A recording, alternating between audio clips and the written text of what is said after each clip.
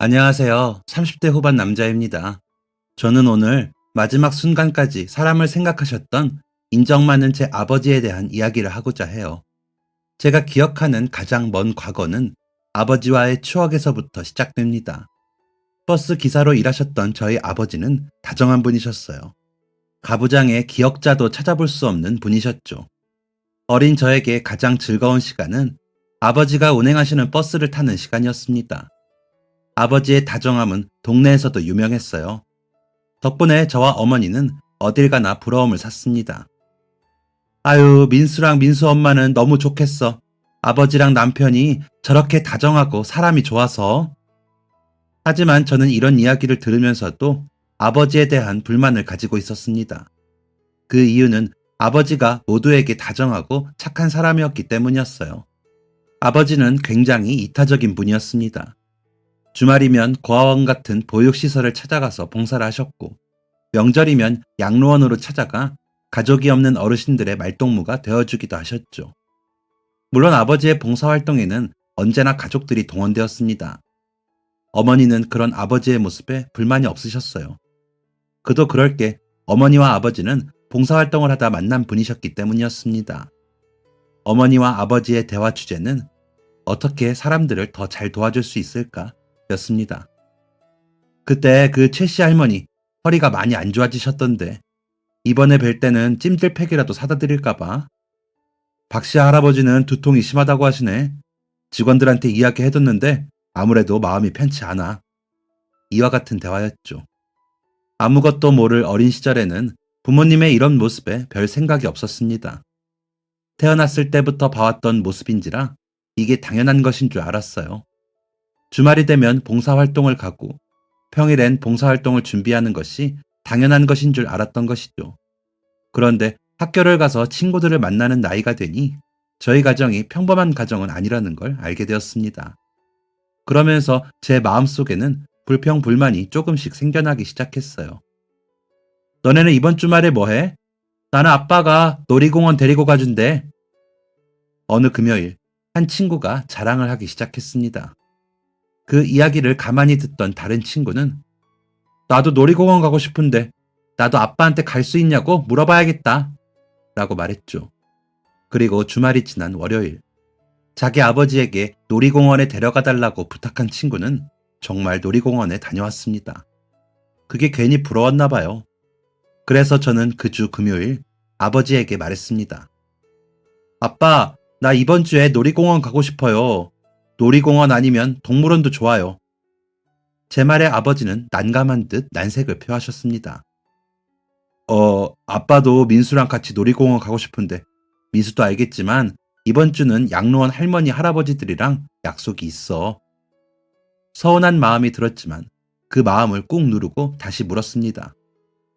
그럼 언제 놀러 갈 수 있어요? 아버지는 달력을 살피며 이야기하셨습니다. 2달 뒤는 어때? 국민학교 저학년이었던 저는 악소리를 내며 버둥거렸습니다. 어린 저에게 2달이란 너무 먼 미래였기 때문이었죠. 싫어. 당장 이번 주에 가. 내 친구들은 다 다녀왔단 말이야. 앞뒤 없이 버둥거리며 소리 지르는 저를 처음 본 아버지는 굉장히 당황하셨습니다. 뒤늦게 상황을 파악한 어머니는 애써 저를 달래셨어요. 이번 주에 그렇게 가고 싶으면 이번 주에 엄마랑 가자. 엄마 아빠가 주말이면 바쁘다고 민수랑 많이 못 놀러 다녔던 것 같아. 그래도 약속을 어길 수는 없으니까 아빠랑은 2달 뒤에 놀러 가고 이번 주엔 엄마랑 놀러 가자. 하지만 당시 제 귀에 어머니의 말은 들리지 않았습니다. 왜? 다른 친구들 아빠는 주말이면 친구들이랑만 놀아준다는데 왜 아빠는 자꾸 다른 사람들이랑 놀아? 지금 생각해보면 저는 아버지를 다른 사람들에게 뺏겼다고 생각했던 것 같아요. 아버지를 너무 좋아하는데 그렇게 좋아하는 아버지가 항상 누군가를 돕기 위해 시간을 쏟으니 온전히 저에게 집중하지 않는 아버지의 모습이 불만이었던 것 같습니다. 그날의 소동 이후 부모님은 저에게 부쩍 시간을 쏟으셨어요. 2주에 한 번은 꼭 저와 시간을 보내곤 하셨죠. 30대 후반이 되어보니 그마저도 쉬운 일이 아니라는 걸 이제는 압니다. 부모님은 친구들과의 약속도 포기한 채 저와 시간을 보내고 계셨던 것이었어요. 한 주는 봉사활동을 했다면 그 다음 주는 저와의 시간이었습니다. 그런데 저는 그마저도 마음에 들지 않았어요. 부모님과 함께 봉사활동을 하러 가서 본 보육시설의 아이들이 아버지, 어머니를 따르는 게 너무나 보기 싫었기 때문이죠. 괜히 심술이 났던 저는 부모님에게 안아달라고 말하는 보육시설 아이들을 밀치고 우리 엄마야? 우리 아빠라고! 라며 소리를 질러댔습니다. 아마 저에게 상처받은 아이가 분명 있었겠죠. 그래서 저는 어느 정도 나이가 찰 때까지 부모님과 함께 보육시설 봉사를 갈 수 없었습니다. 부끄럽게도 저는 스스로를 부모의 사랑도 제대로 못 받고 자란 불쌍한 아이라고 생각했습니다. 그런 아이가 어떻게 자랐겠어요? 중학교에 올라가면서는 저는 자연스럽게 불량아의 길을 걸었습니다. 제가 제 손으로 사연을 쓰면서도 부끄러운 과거네요. 뭐가 그렇게 베베 꼬여 있었는지. 저는 부모님의 모든 애정이 거짓일 거라고 믿었습니다. 자기 자식한테는 신경도 안 쓰면서 피 한 방울 안 섞인 애들은 자기 자식처럼 챙기는 나쁜 부모라고 생각했죠. 부모님을 오해하고 세상을 삐뚤게 봤던 제가 참회하는 마음으로 과거를 반성하고 이런 사연까지 쓸 수 있게 된 건 부모님의 진심이 저에게 닿았기 때문이었습니다. 어느 날 어머니가 조심스럽게 저를 부르셨어요. 민수야, 잠깐 엄마 아빠랑 얘기 좀 할까? 저는 평소와 다름없이 어머니의 말에 날카롭게 맞받아쳤습니다. 내가 엄마랑 할 말이 뭐가 있어? 그래도 잠깐만 시간 내줘. 저는 이런 상황이 정말 마음에 들지 않는다는 걸 잔뜩 티내며 거실로 나갔습니다. 식탁에 앉아 뚱하게 앉아있으니 입을 달싹이는 부모님이 보이더군요. 부모님은 무언가 하고 싶은 말이 있는 게 분명했습니다. 하고 싶은 말이 뭔데? 얼른 말해. 나 바쁘니까. 공부도 안 하는 게 바쁘긴 뭐가 바쁘냐? 라며 그때 저에게 꿀밤을 먹이고 싶네요. 어쨌든 한참의 시간이 흘렀고 어머니는 작은 수첩에서 이상하게 생긴 종이 하나를 보여주셨습니다. 이게 뭐야? 어머니는 조심스럽게 말씀하셨어요. 너 동생. 네, 그 사진은 어머니의 초음파 사진이었어요. 저는 어머니의 임신 소식에 기뻐할 수가 없었습니다. 그도 그럴 게 당시 제 나이는 16살이었거든요. 그리고 제 기준에서 어머니 아버지는 결코 어린 나이가 아니었습니다. 어머니가 아버지보다 나이가 훨씬 어린 건 사실이었지만 어쨌든 어머니의 나이도 30대 후반이었거든요. 무엇보다 그나마 남아있는 애정을 동생과 나눠야 한다는 사실이 싫었습니다. 그리고 그때 저는 아이들을 싫어했어요. 제가 본 아이들은 가족 모임에서 만나는 친척 동생들이 전부였는데 그 아이들이 할 줄 아는 거라곤 시끄럽게 뛰어다니는 것뿐이었거든요. 저는 아무 말 없이 자리를 박차고 일어나 방문을 쾅 닫았습니다. 부모님은 굳이 저를 붙잡지 않으셨어요. 지금 생각해보면 가장 당황하셨을 건 부모님이었을 겁니다. 그리고 죄송스러운 마음도 들어요. 소중한 아이가 찾아왔는데 제 눈치를 보느라 마음껏 기뻐하지도 못하셨던 것이니까요. 제가 어머니의 임신 사실을 받아들인 건 어머니의 배가 서서히 불러왔을 때였습니다. 16살짜리 아이의 눈에도 임신은 신비로웠어요. 또 두려운 것이기도 했습니다. 지금은 잘 모르겠지만 당시 30대 후반의 임신은 노산으로 분류됐습니다. 그래서인지 어머니는 임신 기간 동안 너무 많은 고생을 하셨어요. 마른 편이었던 어머니의 발이 부어 발목이 보이지 않을 정도가 되고 맞는 신발이 없어서 추운 겨울에도 슬리퍼를 신던 어머니의 모습은 아직도 생생한 충격으로 남아있습니다. 이게 다가 아니에요. 음식 냄새만 맡아도 겨우 먹었던 음식물을 모두 개워내고 새벽만 되면 끙끙거리던 어머니의 목소리는 저에게 새로운 의미로 다가왔습니다. 처음으로 어머니가 약해 보였던 순간 저는 어머니가 안쓰럽다는 생각을 했어요. 그리고 이런 생각도 했죠. 나도 저런 과정을 통해 태어난 건가? 저는 입덧으로 수척해진 어머니를 겨우 재우고 나온 아버지에게 조심스럽게 물었습니다. 아빠, 나 가졌을 때도 저렇게 고생했어? 아버지는 너 가졌을 땐 더 심했어 라고 대답하셨죠. 다음 날 저는 구체적으로 물었습니다. 얼마나 고생했는데? 그때는 엄마가 몸이 더 마르고 약했을 때라 많이 힘들어했어. 게다가 첫 아이였잖아. 너 가졌을 때는 머리카락도 숭덩숭덩 빠졌고, 낳고 난 이후에도 회복이 더뎌서 많이 힘들어했지. 그게 단주라니? 너는 태어날 때도 쉽게 안 태어났어. 얼마나 엄마를 고생시켰는데. 저는 처음 듣는 이야기에 당황했습니다. 어머니가 저를 낳았을 때 출혈이 잡히지 않아 어머니는 생사의 문턱을 넘어다니셨다고 해요. 아버지에게 이 이야기를 들었을 때 아무렇지 않은 척 했지만 사실 저는 그날 밤 잠을 이루지 못했습니다. 그러고 나니 그동안 꼬아서 보았던 모든 세상이 제대로 보이기 시작했습니다. 이타적인 부모님은 이웃을 돕는 데 진심이셨지만 두 분의 1순위는 언제나 저였습니다. 세상 모두를 사랑하지만 그 중에서 가장 사랑하는 사람은 저였던 것이죠.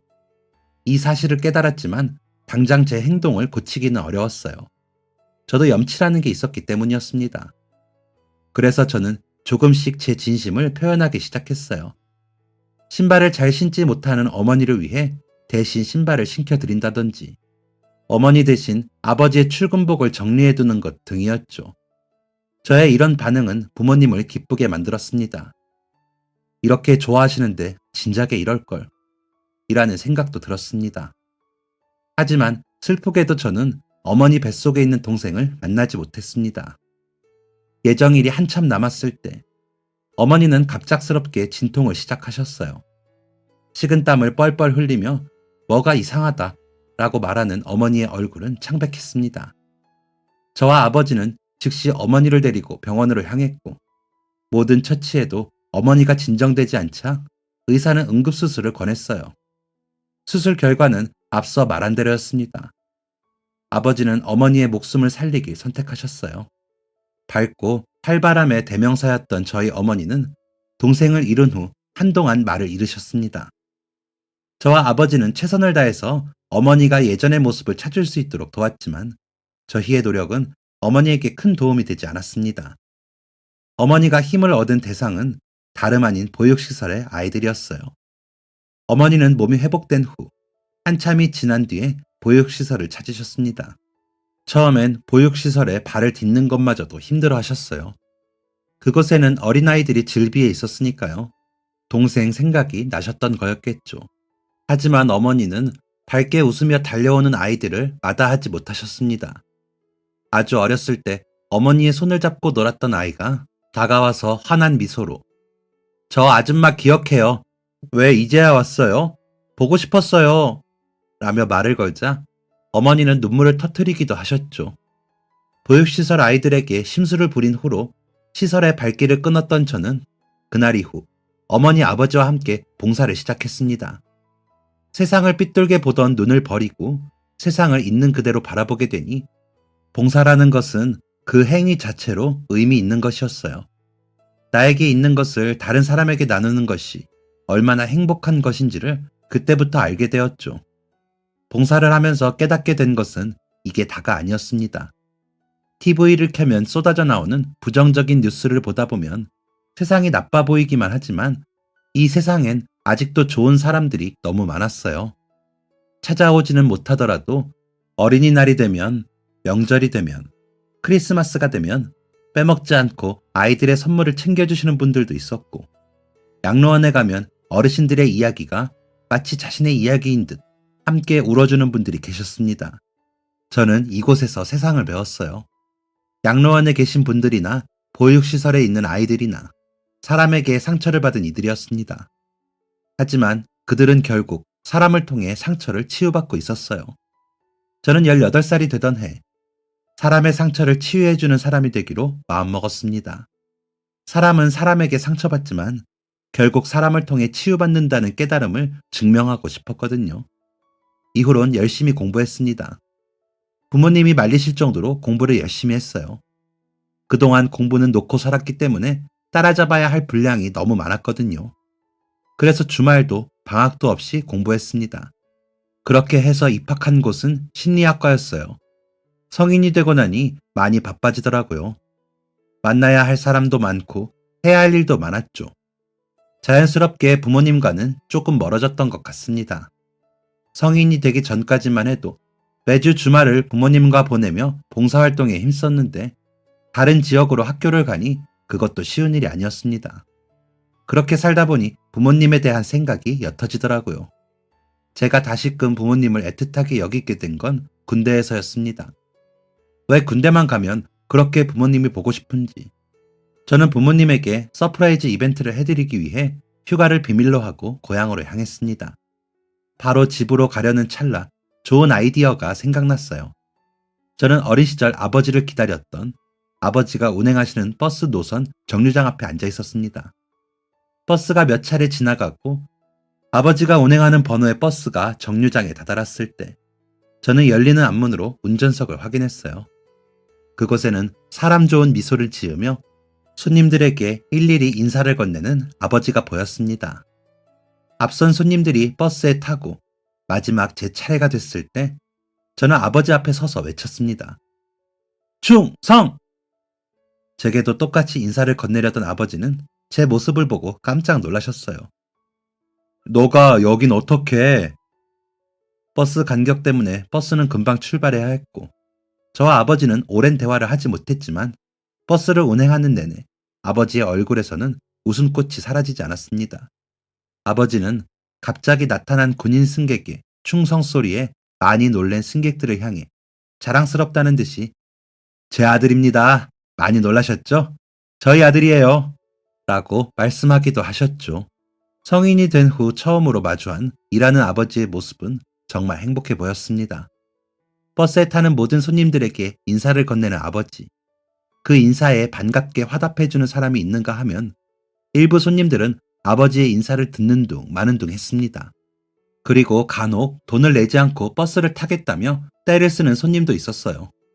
울컥하는 젊은 혈기에 나서려 하자 아버지는 손을 내밀며 저를 앉히셨습니다.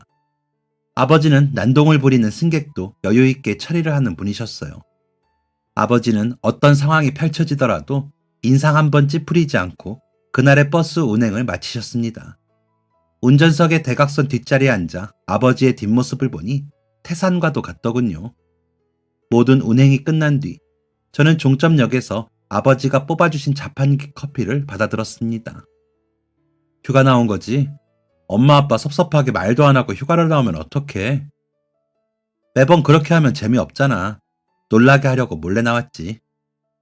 아빠는 괜찮아도 엄마는 섭섭해 할 거야. 너 오면 맛있는 거 해준다고 기대하고 있었는데 이렇게 갑자기 나오면 어떡해? 군대 생활은 어떤지, 괴롭히는 선임은 없는지 등의 가벼운 이야기를 한참 동안 주고받고 난 뒤 찾아온 정적. 그 정적을 깬 건 저였습니다. 저는 오늘 하루 동안 제 입가를 맴돌았던 말을 꺼냈어요. 아버지, 존경해요. 느닷없는 제 고백에 아버지는 많이 놀라신 듯 했습니다. 응? 존경한다고요. 하하, 그렇게 말해주니까 아빠 기분은 좋네. 진짠데? 아버지는 민망한 듯 장난스럽게 이 상황을 마무리하려고 하셨습니다. 제가 정색을 하며 진짜라고 말하자 아버지는 목을 가다듬으며 물으셨어요.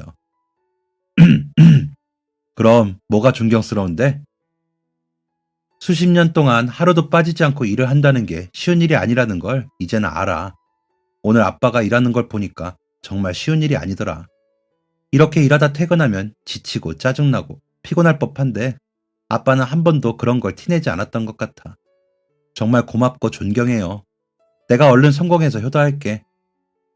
아버지는 껄껄 웃으시며 제 어깨를 두드리셨고 저는 그날 처음으로 아버지와 술잔을 기울였습니다. 아버지가 얼큰하게 취하실 때까지 술자리를 가지며 저는 한 번 더 다짐했어요. 그동안 속썩인 만큼 꼭 성공해서 효도하자고요. 그런데 세상에 제 마음대로 되는 일은 없더군요. 아버지에게 효도하겠다는 저의 다짐은 아주 허망하게 실패하고 말았습니다. 전역 후 대학으로 복학한 저는 동기, 선후배들이 이상하다고 여길 만큼 열심히 공부했어요. 와, 이 자식 이러다가 과 수석하는 거 아니야? 라는 말이 심심치 않게 들릴 정도였죠.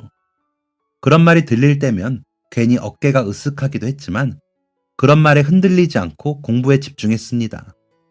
3학년 1학기는 성적이 살짝 올라가는 정도였지만 3학년 2학기가 됐을 때 제 성적에는 날개가 달렸어요. 저는 과 수석 자리를 차지했습니다. 올 A+, 당연히 등록금 면제였습니다. 등록금 고지서에 적힌 등록 납입금 영원을 확인한 저는 날아갈 것 같은 마음으로 이 소식을 부모님께 전해드리고자 했어요. 집 문을 열고 엄마를 불렀는데 집안은 고요했습니다. 저는 신발을 내동댕이 치듯 벗어던지며 다시 어머니를 불렀습니다. 엄마, 집에 있는 거 다 아는데 왜 대답을 안 해? 장난기 가득한 목소리로 안방문을 열었는데 가만히 앉아서 수화기를 잡고 있는 어머니의 뒷모습이 심상치 않았어요. 뭐야, 엄마 왜 그래? 어머니는 제 목소리가 나는 방향으로 수화기를 꼭 쥔 채 고개를 돌리셨고 울먹이는 목소리로 말씀하셨습니다. 민수야, 너네 아버지 사고 났대. 의식이 없대. 저는 어머니를 모시고 곧장 병원으로 향했습니다. 병원으로 가는 내내 어머니는 손을 꼭 모으고 기도하셨어요. 그 간절함이 저에게도 절절히 전해질 정도였죠. 저는 초조함을 숨기지 못하며 차 밖 풍경만 바라보고 있었습니다.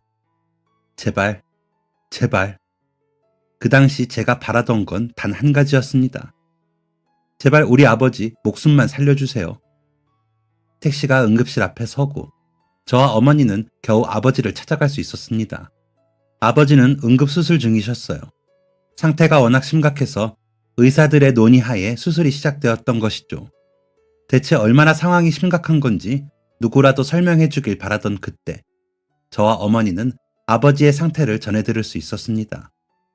아버지는 여느 날과 다름없이 버스 운전을 하시던 중 급성 뇌출혈을 일으키셨던 것이었어요.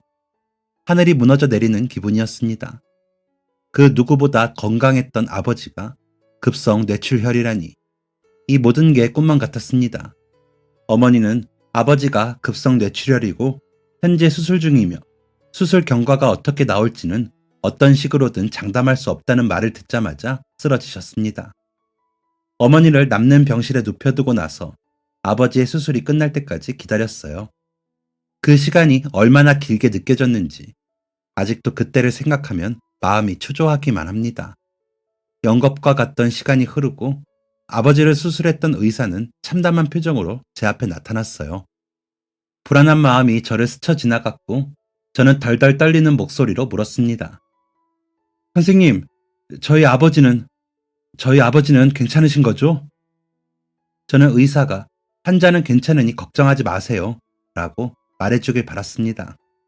그래야만 한다고 생각했어요.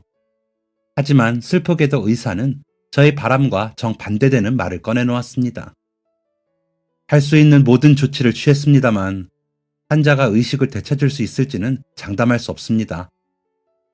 저는 이 이야기를 어머니가 듣지 않아서 다행이라고 생각했습니다. 그럼 저희 아버지가 식물인간이 될 수도 있다는 건가요? 의사는 아버지가 뇌사자가 될 수도 있다는 가능성을 염두에 두었습니다. 저와 어머니는 매일을 기도하며 뜬 눈으로 밤을 지새웠어요. 하지만 아버지는 눈을 뜨지 않으셨습니다. 그리고 눈을 뜨지 않는 아버지에게 내려진 선고는 뇌사자 판정이었죠. 서로에게 어려운 이야기를 전한 의사는 그렇게 자리를 떠났고 어머니와 저는 한참 동안 멍한 눈으로 아버지를 바라보았습니다. 어머니는 아버지의 손을 쓰다듬으며 눈을 감은 아버지에게 말씀하셨어요. 당신 어떻게 하면 좋아? 어머니는 한참 동안 아버지의 손과 얼굴을 쓸어내리며 말씀하셨습니다. 하지만 기적은 일어나지 않았어요. 저와 어머니는 아버지의 대답을 들을 수 없었습니다. 또다시 눈물을 흘리는 어머니를 보면서 나라도 정신을 똑바로 차리자 라는 생각을 한 저는 어머니를 모시고 밖으로 나섰습니다.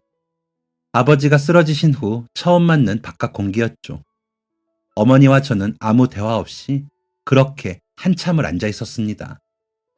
그런데 멀리서 낯선 남자 한 명과 익숙한 얼굴의 간호사가 두런두런 대화하는 것이 보였어요.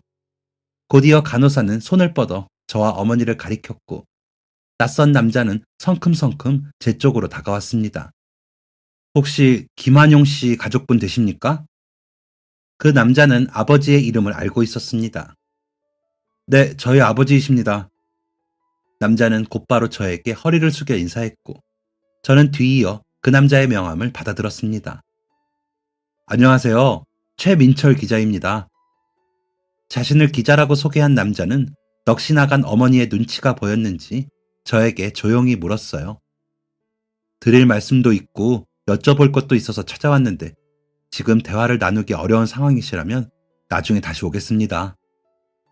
최 기자가 그랬듯 어머니의 눈치를 보고 있던 저는 쉽게 확답을 주지 못했습니다. 그게 우물쭈물하고 있던 그때 제 말을 끄는 건 다름 아닌 어머니였습니다. 제 남편에 관한 일인가요? 최 기자는 어머니의 말씀이 끝나자마자 냉큼 대답했죠. 네, 그렇습니다. 남편분에 관한 이야기인데 아직 모르시는 것 같아서 말씀드리려고요. 어머니는 고민할 필요도 없다는 듯이 말씀하셨습니다. 제 남편 일이라면 알아야죠. 무슨 일인지 이야기해 주세요. 저와 어머니 맞은편에 자리한 최 기자는 긴장한 듯 목을 풀었습니다. 그리고 그의 입에서 나온 말은 저와 어머니를 놀라게 만들었죠.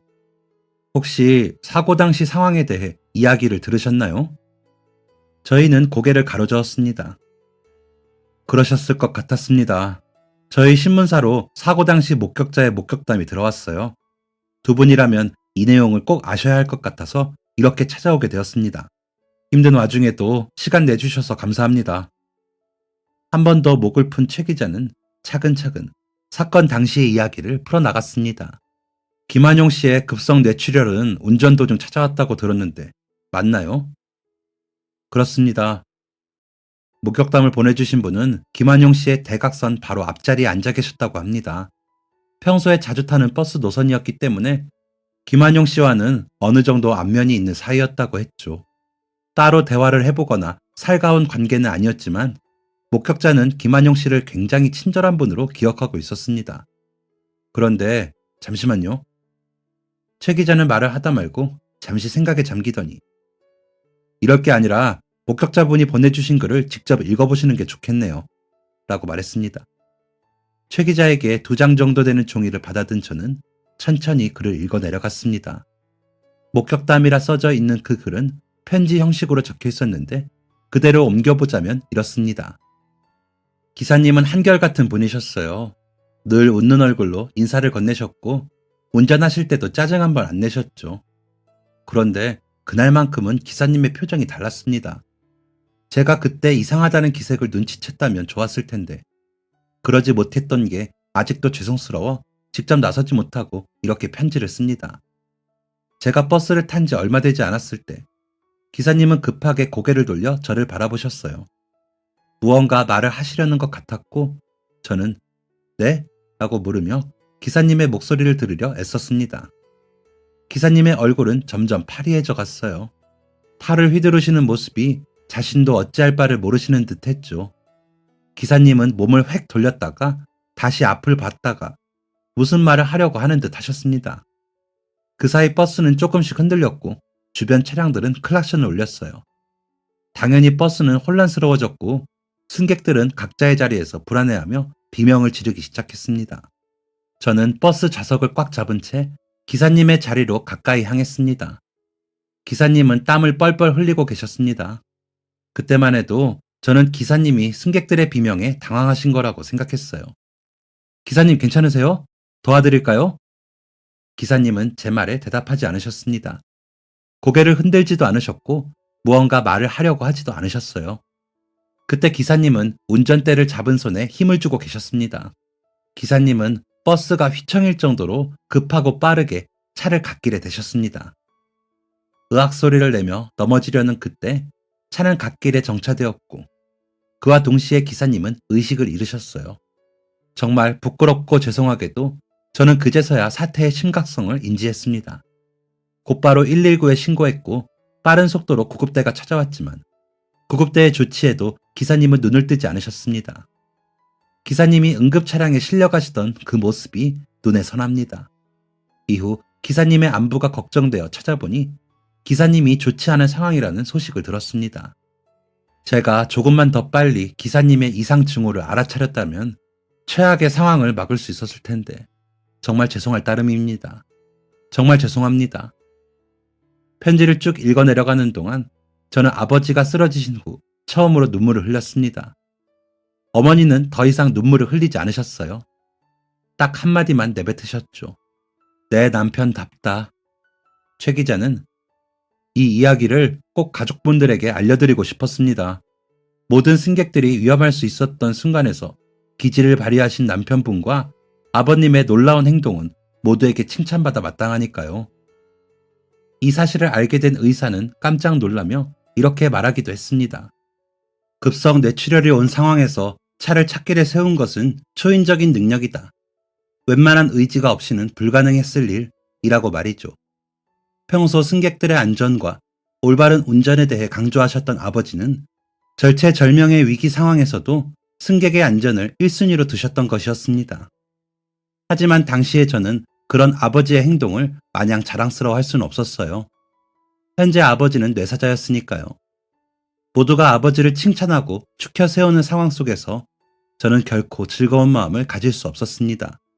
이런 칭찬받지 않아도 되니 아버지가 눈을 뜨셨으면 좋겠다 라는 생각뿐이었습니다. 하루하루 메말라가고 있던 그때 어머니가 저를 부르셨어요. 그리고 가방 속에서 무언가를 꺼내어 보여주셨죠. 그 종이에는 아버지가 장기기증 희망자라는 사실이 적혀 있었습니다. 아빠도 신청했고 나도 신청했어. 가족이 동의한다면 아빠는 절차대로 장기기증을 하게 될 거야. 그리고 이제 더 이상 볼 수 없게 되겠지. 덤덤히 말하는 어머니의 목소리에는 옅은 울음이 묻어있는 듯 했습니다.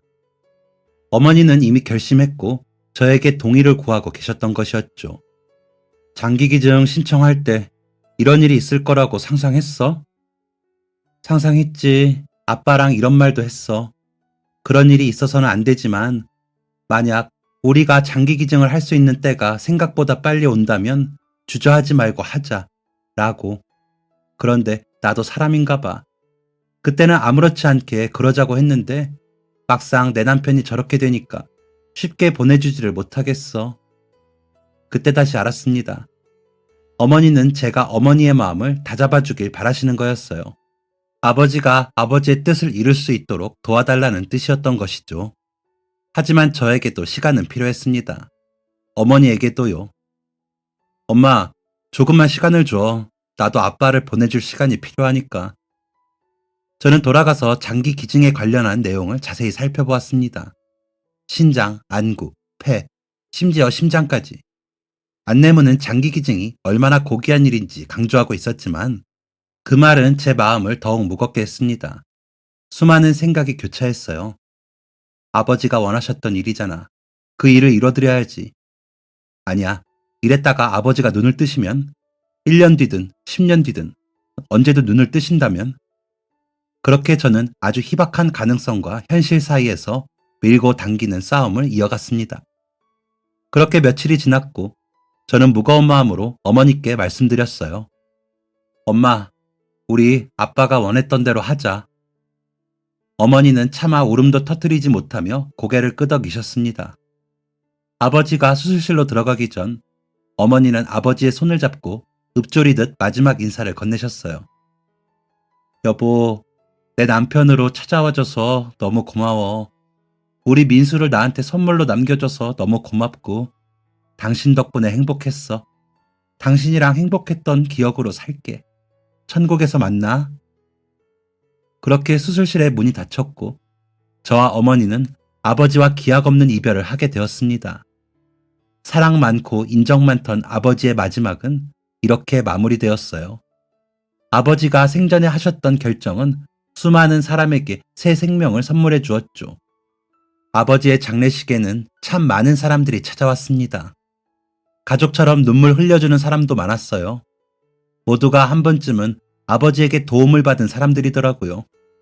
그렇게 눈물진 장례식이 끝나고 저는 아버지를 완전히 가슴에 묻었어요.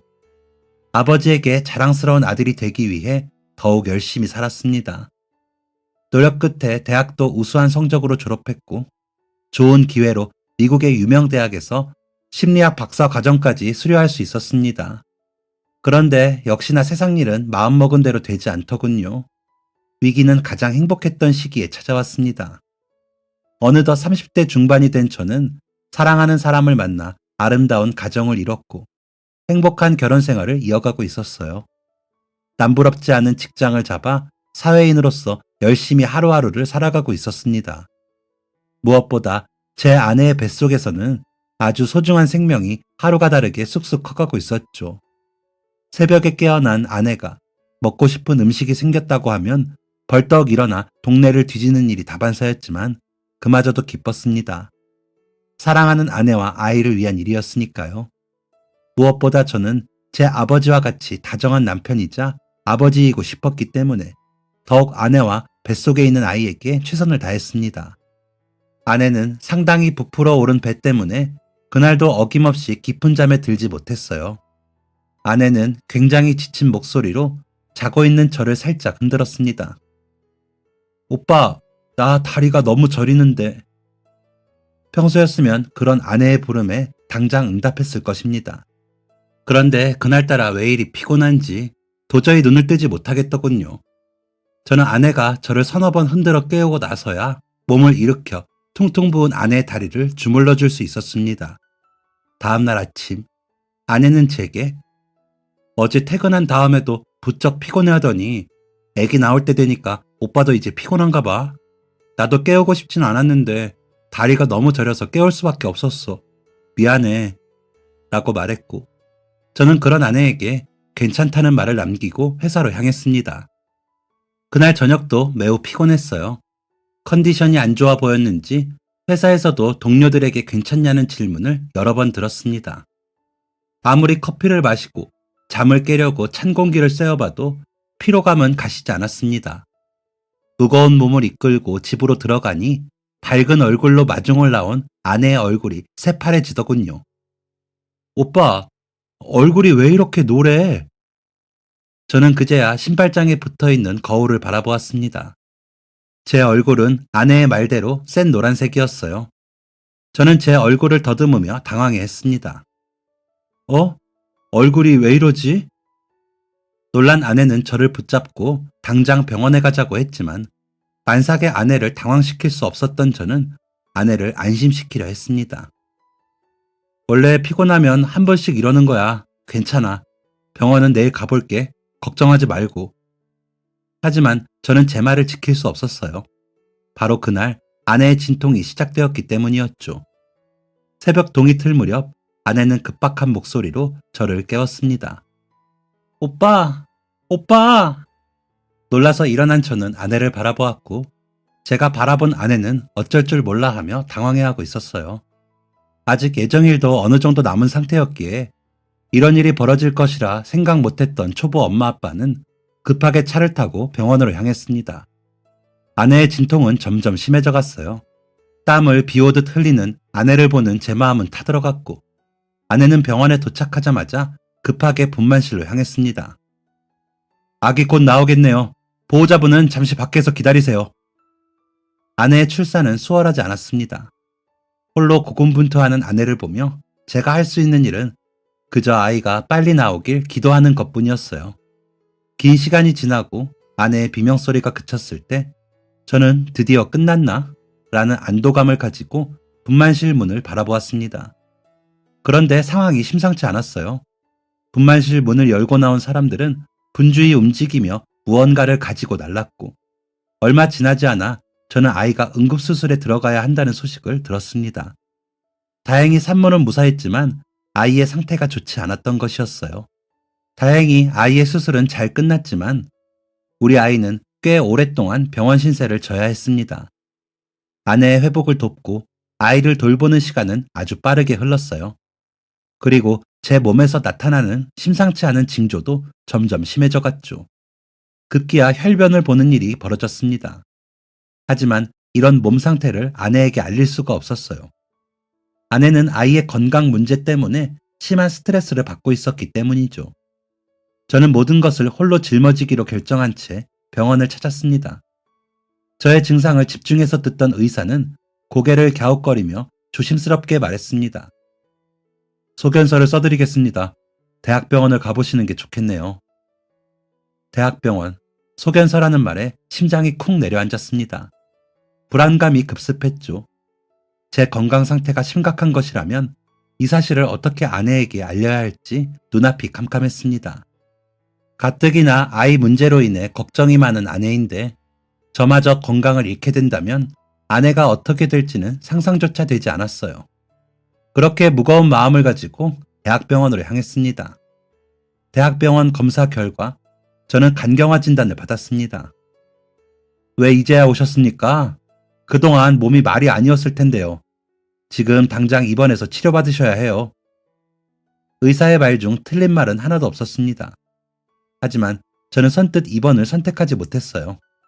아내와 아이가 눈에 밟혀서요. 그래서 결국 부끄럽게도 어머니께 연락을 드리고야 말았습니다. 어머니.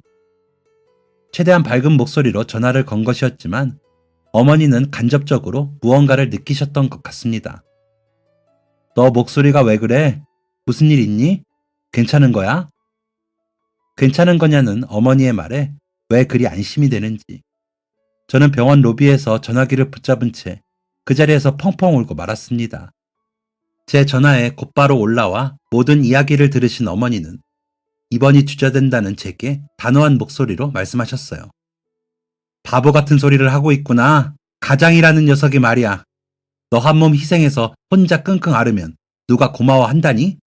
새아가한테 비밀로 하고 혼자 버티면 새아가가 나한테 말 안 하고 비밀로 해줘서 참 고맙다 라고 얘기할 줄 알았어? 부부란 건 말이야. 어려운 일 있으면 함께 버티고 극복해 나가는 거야. 그리고 최대한 덜 심각할 때 입원해서 치료받아야지. 너 이러다 더 안 좋아지면 갓 태어난 아기랑 어린 와이프는 어떻게 할 거냐? 어머니의 이야기를 듣고 보니 제가 너무 생각이 짧았다는 것이 느껴졌습니다. 모두를 위해 희생하고 참고 견뎌야 하는 게 가장으로서의 역할이라고 생각했는데 그건 오히려 저희 가족에게 독이 될 수 있었던 것이죠. 저는 곧바로 아내에게 이 사실을 전했습니다. 아내는 그걸 왜 이제야 말해? 오빠는 내가 그렇게 못 믿어왔어? 그래서 숨긴 거야? 얼른 가자. 병원 가서 치료받자. 라고 말하며 제 손을 이끌고 병원으로 향했죠. 제 몸 상태를 듣는 어머니와 아내는 눈물을 보이지 않으려 안간힘을 썼고 그렇게 저는 생애 처음으로 병원복이라는 것을 입게 되었습니다. 입원 생활은 순탄치 않았어요. 경과도 좋지 않았고 오히려 상태가 점점 악화되었죠. 이제는 안 좋은 생각밖에 나지 않았습니다. 제 머릿속에는 이미 아내와 아이의 곁에 제가 없는 모습이 그려지고 있었어요. 그럴 때마다 저를 붙잡아주는 게 바로 아내였습니다. 오빠, 우리 애기 이제 곧 태어내. 아직도 조금 작기는 하지만 많이 건강해졌대. 얼른 나와서 애기도 안아주고 해야지. 하지만 바란다고 다 이루어지지 않는 것처럼 제 상태가 그랬습니다. 어느 날 의사는 청천벽력 같은 이야기를 해주었어요. 이젠 더 이상 손쓸 도리가 없습니다. 간 이식밖에는 답이 없겠네요. 이식이라니. 장기 기증 희망자였던 저는 장기 이식을 받는 게 얼마나 힘든 일인지를 알고 있었습니다. 그랬기 때문에 의사의 말은 제게 사형 선고나 다름이 없게 들렸어요. 그때 저의 세상은 완전히 무너져 내렸습니다. 아내와 아이, 어머니에게 죄스러워 숨조차 쉴 수 없었죠. 가족 친지 중에서도 저에게 간을 이식해 줄 수 있는 사람은 없었습니다. 당신은 기적조차 바랄 힘이 없었어요. 그저 모든 것을 포기하고 하루하루 죽어가고 있었죠. 그런데 그때 아내가 병실로 뛰어들어왔습니다. 오빠, 공여자가 나타났대. 오빠, 이식 수술할 수 있다고. 수술은 일사천리로 진행되었습니다. 공여자에 대한 정보는 철저히 비밀이었기에 알 수 있는 정보는 한정되었지만 저에게 간을 이식해주는 이가 뇌사자라는 사실은 알 수 있었습니다. 장기기증 관련자가 와서 이런저런 설명을 해주고 난 뒤 관계자는 제 어머니를 빤히 쳐다보며 이렇게 물었습니다.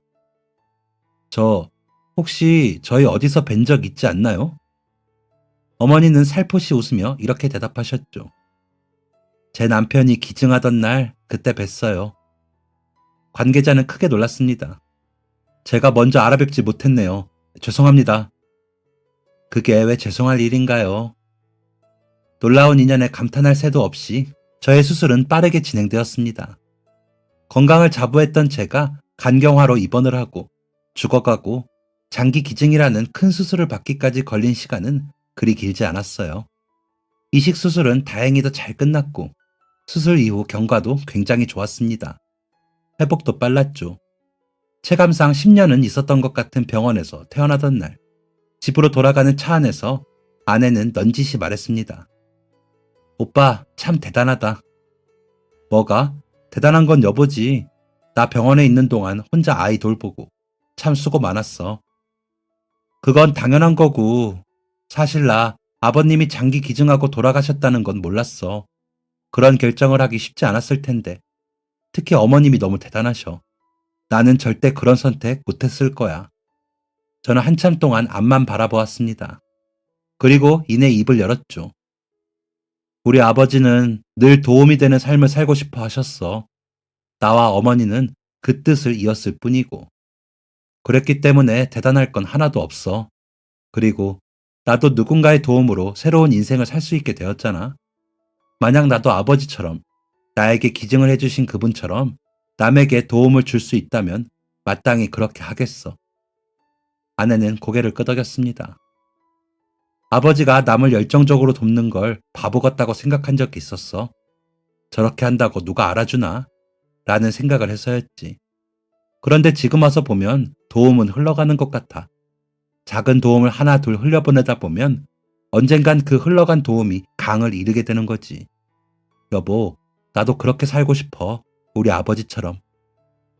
아내는 눈물을 쓱 닦아내며 대답해 주었습니다. 우리 그렇게 살자. 같이 그렇게 살자. 벌써 이 일도 몇 년 전이네요. 저의 아이는 어느덧 어린이집에 나갈 나이가 되었고 저는 언제 아팠냐는 듯 건강히 사회생활을 하고 있습니다. 아내는 복직하여 활발히 일하고 있죠. 어머니는 여전히 정정하십니다. 저희 가족은 일정한 주기로 어머니와 함께 봉사활동을 나갑니다. 남에게 베푸는 삶이 주는 행복을 보다 많은 분들이 누렸으면 좋겠네요. 그리고 힘든 시간을 보내고 계시는 분들이 희망을 잃지 않으셨으면 좋겠습니다. 제 긴 이야기를 들어주셔서 감사합니다. 모두 행복하세요. 지금까지 사연 들어주셔서 감사합니다. 사연이 재밌으셨다면 구독과 좋아요를 눌러주세요. 감사합니다.